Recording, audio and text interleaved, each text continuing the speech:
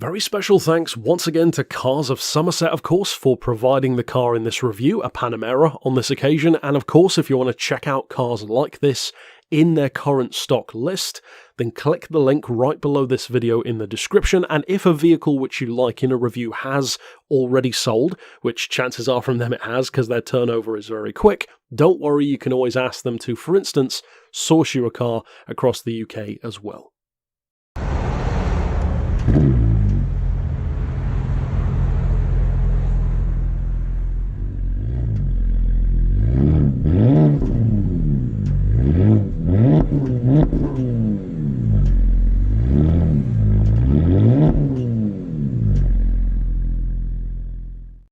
Those who have been watching my reviews for quite some time on the channel may remember that last year I reviewed a first-generation Panamera, and that of course was the GTS.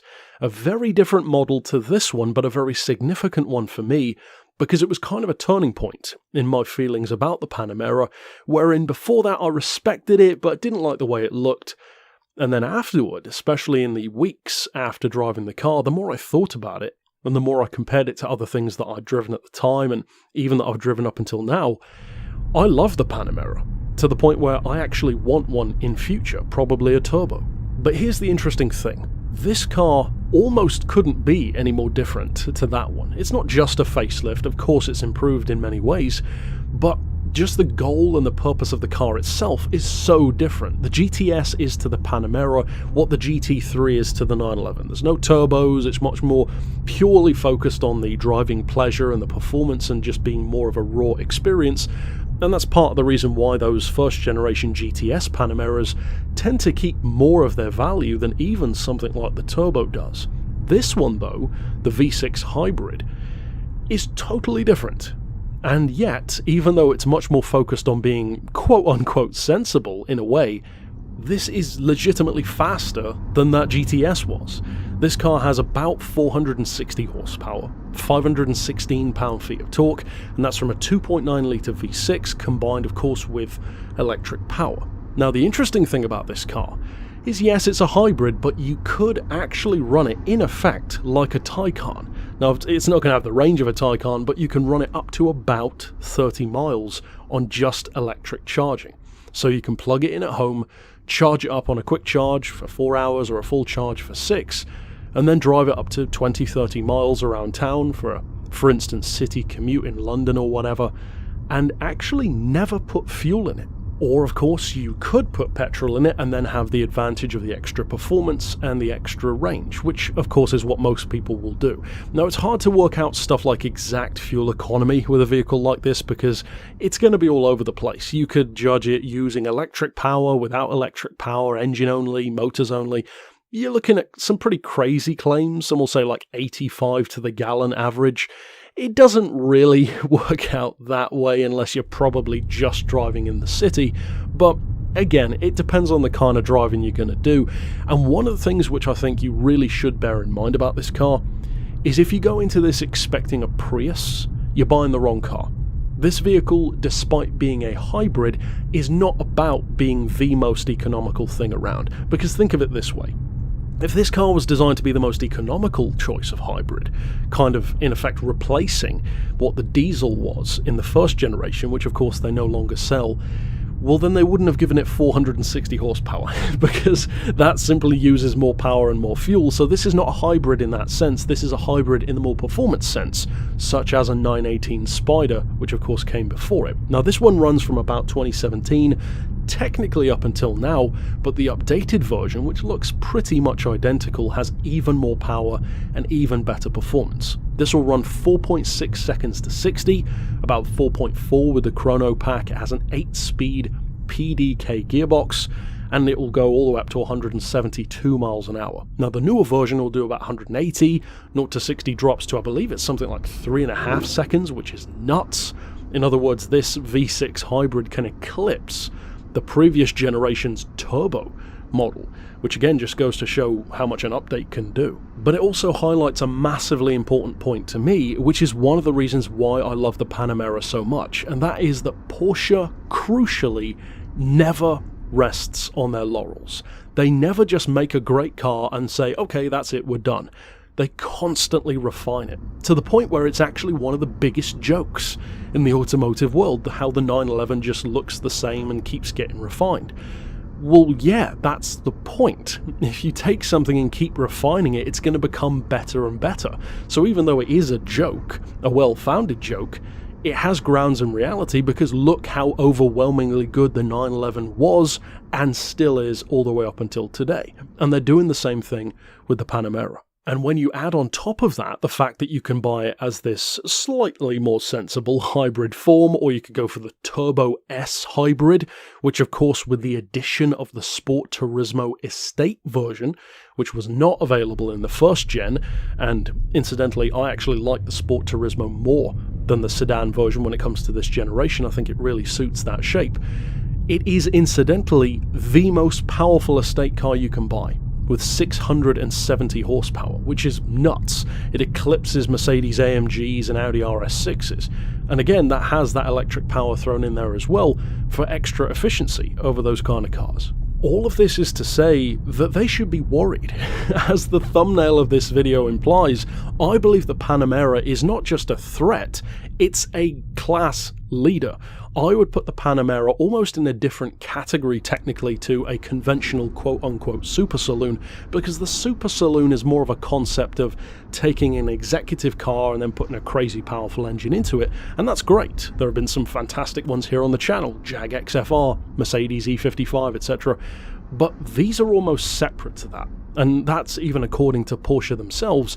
They refer to this not so much as a super saloon, but as a four-seater, four-door GT car, which is accurate, because that's exactly what it feels like. I would put this one in more of a category of its own, along with potentially the Aston Martin Rapide, and maybe even the Maserati Quattroporte. Those cars which are not just super saloons, they're exotics which happen to have four doors. And another point to highlight why I believe these other manufacturers should be so legitimately concerned about the Panamera's threat is because if you do this as a little test in your own time, go to your friends who may be car fans, maybe you know that they don't like the Panamera, for example, or even if they do, ask them to give you a downside to the Panamera. Ask them to tell you the worst thing they can think of about the car. If they can think of anything at all, it tends to always be the same thing. I don't like the way it looks. Well, what I would argue is if that's the best thing you can come up with, that says a hell of a lot about how outstandingly good the rest of the car is. Because think of it this way. The Panamera has the engineering and the forward-thinking ideals of some kind of weird mishmash of Porsche and Tesla. But unlike Tesla, this has better quality, better fit and finish, and more reliability. Superior reliability. It has the kind of forward-thinking, never resting on your laurels performance approach of Porsche, which they've always had. It has the sheer performance easily on par with many supercars, or at least super sports cars, let alone four-door vehicles. It has the ride quality, the attention to detail of something like a Mercedes. It has the forward-thinking, clever tech of a Honda or a BMW level machine. It's just literally everything put together, except you have the badge panache of Porsche, you have supercar levels of road presence, and even though the looks aren't for everyone, you cannot deny that both the one I drove before and this one, at least in my experience of looking at other drivers and pedestrians, everyone looks at a Panamera. They don't necessarily all love it, but it does attract a huge amount of attention. This is not a sleeper car. It's not a Q car, which many super saloons can be. This is an overtly attractive, eye-catching vehicle. And all of these put together are basically the reasons why I love it so much. The Panamera is a vehicle which, much like some of my other favourite vehicles of all time, including my actual dream car, the Ferrari FF, which is a fantastic rival to the Sport Turismo, even though of course they weren't around at the same time technically, it's a vehicle which proves that you don't have to be pigeonholed. You don't have to just identify as a super saloon, or just as a wagon, or just as a sports car. You can be a vehicle which simultaneously can do everything. The Ferrari FF proved that for that brand, something which they'd never done before, an all-wheel drive wagon. So many things could have gone wrong. Likewise for Porsche with the Panamera, the first one was hugely controversial on the looks, and I'm sure there are still people who don't like this one either. But as I said earlier on, If the looks are the best thing you can come up with, then, well, you're going to need to do better than that, objectively speaking, because that's just a personal preference.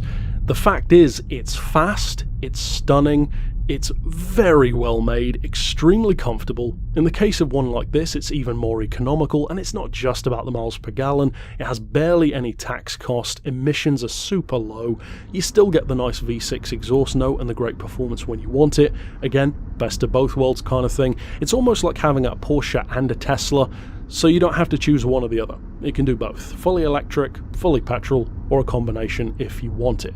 The only slight gripe which I had, and I actually cross-referenced some other articles and reviews and outlets online, and it's not just me who felt this, is the brakes. And the issue with the brakes is that because it's kind of a tandem system, it has a regen quality to it, plus conventional discs. The problem comes in where those two ideas marry together. Because I personally find that when driving this car in, for instance, slower traffic or start-stop traffic around town or in a pile-up, you kind of switch sometimes between this feeling of the brakes not quite being powerful enough, and then almost bringing you to, sometimes at least, too much of an abrupt halt at low speeds. Like, they kind of fluctuate in terms of how powerful the brakes are. That could be a little bit annoying for some people, but I think it's more of a teething issue, and although this isn't the 2021 shape update, I'm sure that that one improves on that even more, and doubtless the next generation will even more. I'm sure the Taycan, for example, improves on that again as a pure electric vehicle as well. Even compared to the Taycan, which is probably my favourite electric car on the market, even though I haven't actually driven one yet, but I could imagine based on this it probably will be. Well, this, I would argue, is even better than that, because here you have the choice. That one's fully electric, this one you still have the choice between the two. And even though, personally, I wouldn't buy the hybrid, because it's just not what I'm looking for in a car, if you do enjoy that kind of clever tech, which is expertly put together and genuinely useful, crucially, well, there's not really much else which can rival just how great this is across the board. In terms of pricing, well, of course, being a newer, much higher market vehicle, none of these are going to be the kind of, Jag XK prices that I would usually talk about. You're talking about 50 grand for a 2017 shape, so in other words, one of the earliest ones. If you get a brand new one with those 2021 or 2020 updates, you're looking at about 130, 135,000 pounds brand new, which again compares very nicely to something like a Tesla. So it's competitive as well. It's not like Porsche are charging ridiculous prices for it. They're actually very competitive, and used you can get kind of a bargain in comparison to a lot of its rivals. Across the board, I find it a very impressive vehicle in hybrid form or otherwise. I think the Panamera, as crazy as this may sound, may well be, in my opinion, the best car you can buy, because it literally can do everything. Especially now that they have it in an estate form as well, because it has even more space and still looks fantastic while doing so, and is the most powerful wagon in the world at the same time.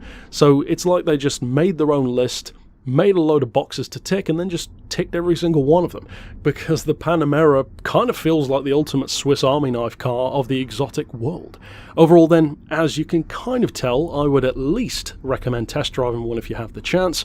If you are on more of a budget, then I would definitely recommend looking into the 970 shape, the earlier generation Panamera, such as the GTS that I drove. You can get those for about 35,000 in the UK now. A turbo, like the one that I want, you can get for more like 25,000. And if you go down to, for instance, the 250 horsepower diesel, you can even go under 20 grand. But of course they stopped selling the diesels in these later forms for the emissions reasons primarily, and switched more to the hybrids. If your budget is higher, chances are you're going to be looking at a newer car, and there's certainly a lot to love. It has a fantastic interior as well. The space, incidentally, is outstanding, which again doesn't surprise me because the older one was fantastic as well. Across the board, it's a great car, and for want of not repeating myself anymore, it goes without saying, you should check one out. If you're in the market for something like this, certainly give it a look, and of course, stick around on the channel for more car reviews, and until next time, I'll see you then. But for now, as always, thanks for watching.